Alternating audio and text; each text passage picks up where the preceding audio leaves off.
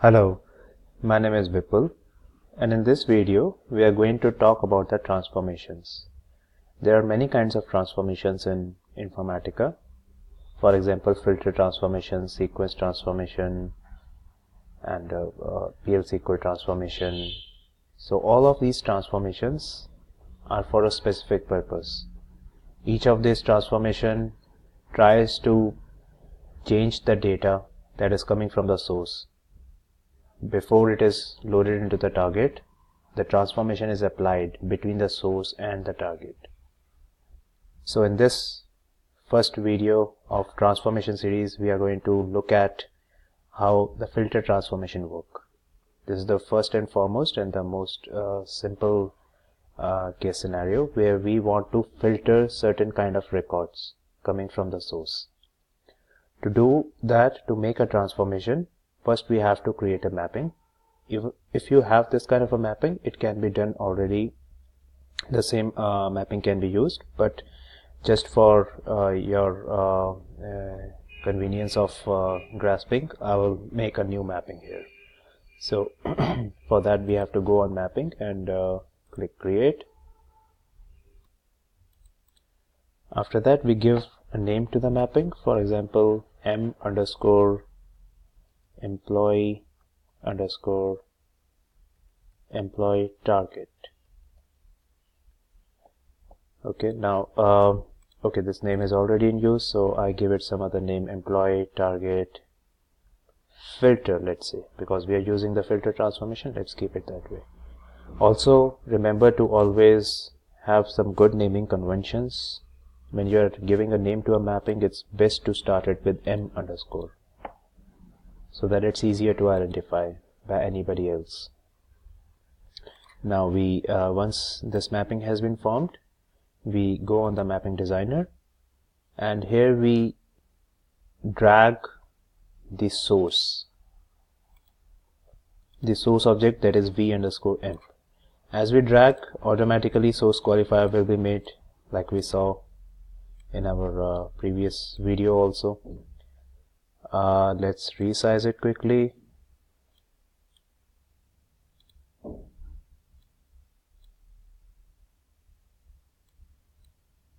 And that's it. Now we will have to apply the filter transformation. So whatever data is being fetched from source, this is the first by default transformation that Informatica makes for every source. That's called a source qualifier. Here too we can do some kind of transformations. We can write some simple queries, pre-SQL, post-SQL, or we can select some distinct records. We can put a filter here too. We can use any kind of a join with some other table. All of those things can be done. But it is preferred not to do much transformations in source qualifier, because the whole purpose of source qualifier is to actually, just act as a place to hold the data of the source.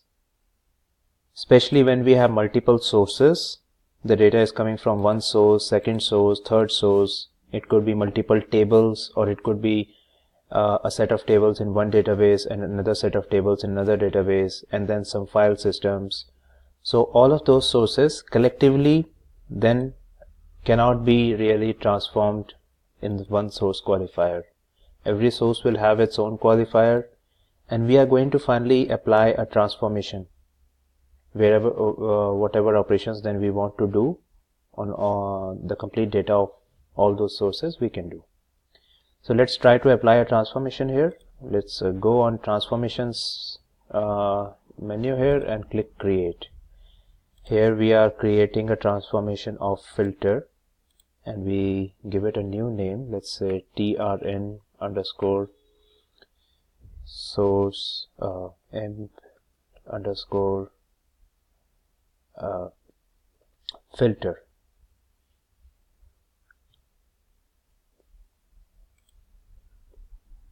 We click the done button, and here this transformation is formed. Now all we have to do is simply drag and drop all the columns of the source qualifier into this transformation. Once done, the source qualifier and filter automatically gets linked, and now we start putting the filter condition. Here you see I double click the filter transformation, and then I am going on this properties tab. On this we can put a filter condition, whatever we want to say. For example, for this table, that is v_emp, we want to say that please select the records where the salary of employees is greater than 2000. As soon as we put this, it will automatically now show expression passed successfully. So as soon as we put it, now the filter transformation will understand that whatever records have come from the source, out of that please filter only those records which have salary of greater than 2000 and pass it on to the target. So this is how the filter has been put, and now let's put the target where we actually want to put those records.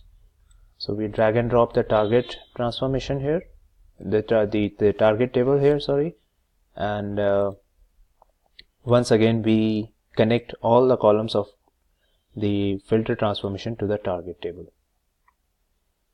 So now this is how this whole workflow has been made. To test it, to actually execute it and see the results, whether the results are right or not, we go back into our database, in the toad database, and here we just delete all the data of the target quickly. So we are able to, okay, that's great. So we don't have any data at this moment in target. So let's directly run this mapping and see the results. We save this in the repository designer, and now we go in workflow manager. So like we saw in the last video, we always have to create a session object linked to a mapping, and then we have to run that session object, execute that session object inside a workflow. So what is the first step? First step is to create a workflow. For that we go on workflows menu, click create, and we create a new workflow saying wf_emp sal_filter. We are just testing the filter condition, that's why I'm putting this name filter, and that's it for now. So the workflow gets created, and the session object that we have may not really hold true because this is linked to the previous mapping. So now that we have a new mapping in our workflow, in our mapping designer, so let us create a new session task.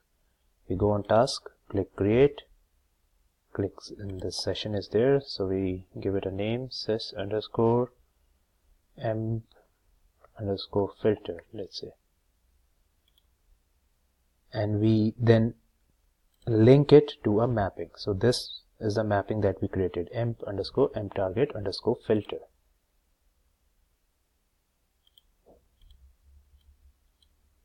Let's drag and drop and link it with a line. Okay. Now once this is done, we should save it, and also we should give the connection parameters to the database connection parameters, because it has to finally connect to a database to read the source table and write the target table. So this Oracle's SRC, Oracle TGT are the two database connections that we made.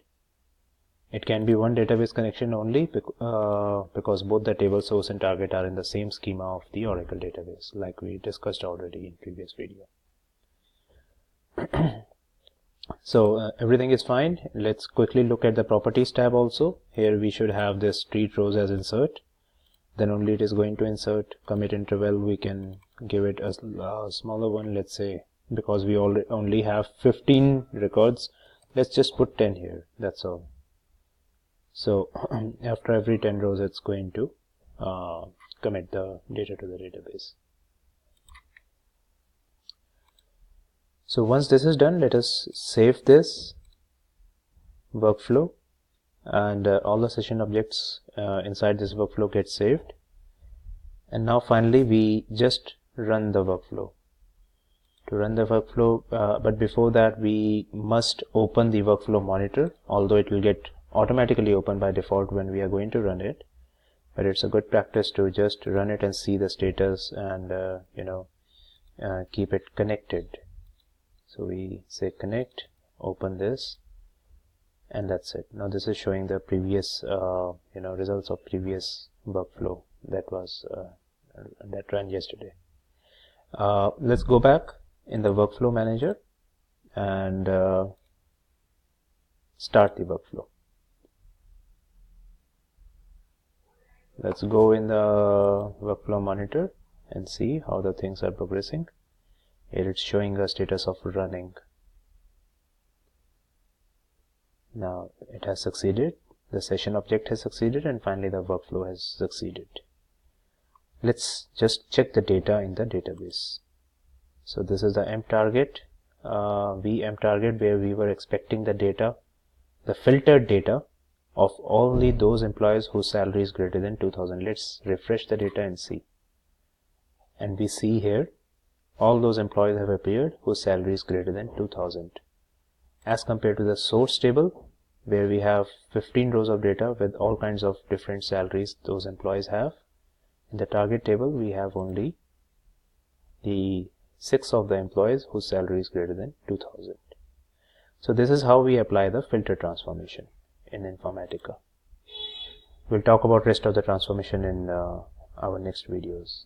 Thank you so much.